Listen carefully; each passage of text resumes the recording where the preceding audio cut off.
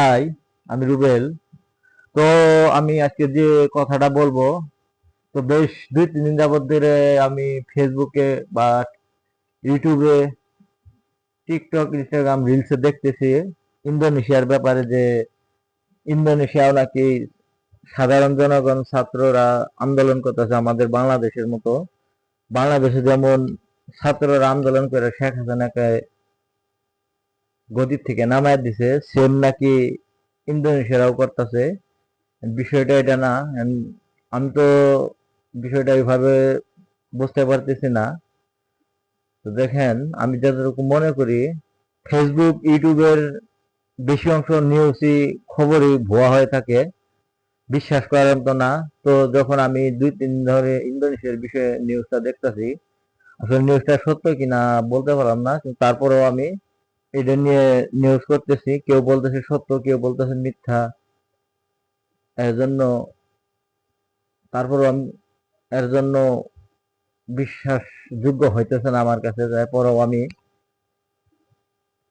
এই বিষয়টা নিয়ে কথা বলতেছি। যেভাবে দেখতেছি যে আমাদের বাংলাদেশে যেমন গণভবন লুট হয়েছে, এই একইভাবে নাকি ইন্দোনেশিয়াও গণভবন লুট করতেছে। আমি কিছু কিছু নিউজে দেখলাম প্রচুর আন্দোলন করছে। আন্দোলন করাতে ইন্দোনেশিয়া থেকে ইন্দোনেশিয়া সরকার নাকি পালানোর অবস্থা, আর কি এখনো পালায় নাই, আর কি পালাবো। তো যদি আমি মনে করেছি যে আমাদের বাংলাদেশে হইতে এই অবস্থা, কিন্তু এখন দেখছি না, বাংলাদেশের কাছে দেখে দেখে ইন্দোনেশিয়া আরো অনেকগুলা দেশ সেম অবস্থায় করতেছে আর আন্দোলন করতেছে, যেন স্বৈরাচারী সরকার সব গদি ছেড়ে দেয়,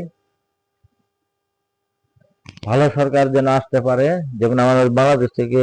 যাই হোক, যেমন আমাদের বাংলাদেশ থেকে স্বৈরাচারী পালাইছে, তো আমি আশা করি ইন্দোনেশিয়া যদি এরকম আন্দোলন করে থাকে, আমি আশা করি ইন্দোনেশিয়া থেকেও সরকার খুব শিগগিরই গদি ছেড়ে দেয়। কারণ পাবলিক, জনগণ যাকে না চায়, আসলে সরকার ওই জায়গায় জোর জবরদস্তি করে থাকাটা ঠিক না। তো দেশেরই ক্ষতি হবো।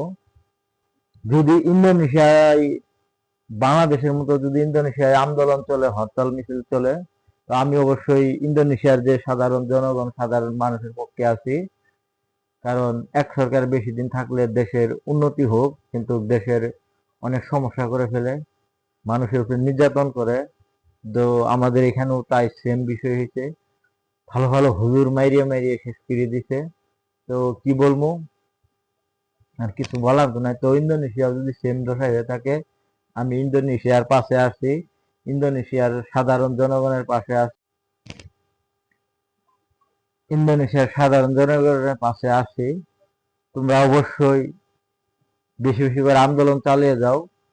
তো আমার পক্ষ থেকে আমি আপনাদেরকে ধন্যবাদ বা আন্তরিক শুভেচ্ছা জানাতেছি। বেশি বেশি আন্দোলন করে তাড়াতাড়ি এই সরকারকে গদি থেকে নামিয়ে দাও। আমরা চাই না স্বৈরাচারী শাসক সরকার আর গদিতে থাকুক। আমরা ছোট কাল থেকে দেখে আসছি, 5 বছর একজন যদি শাসন করছে, আরেকজন 5 বছর শাসন করছে। এখন যে সরকারে যাইতেছে, ওরা একতরফা ভাবে শাসন করতে চাইতেছে। যেমন বাংলাদেশে সেম, পাকিস্তানেও সেম হয়েছে, ইন্ডিয়াতেও সেম হইতাছে। তো আমি চাই ইন্ডিয়াও এরকম হোক, ইন্ডিয়া থেকে নরেন্দ্র মোদী নেমে যাক। যাই হোক, ভিডিওটা এই পর্যন্তই। ভালো থাকবেন সবাই।